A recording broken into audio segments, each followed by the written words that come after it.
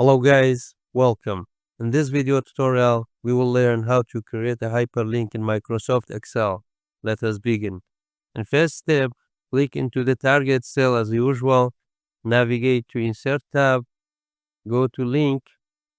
Here it gives us four options: existing file or web page, place in this document, create new document, email address. But in this tutorial, we will focus only link to existing file and web page.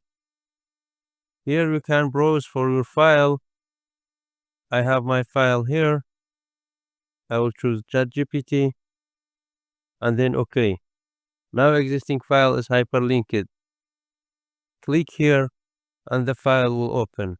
I will close this file and click on web page. The same procedure.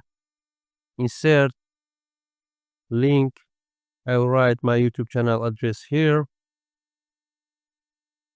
and then OK. If you click here, directly will go to my YouTube channel web page. The YouTube channel is opened now. Thanks for watching.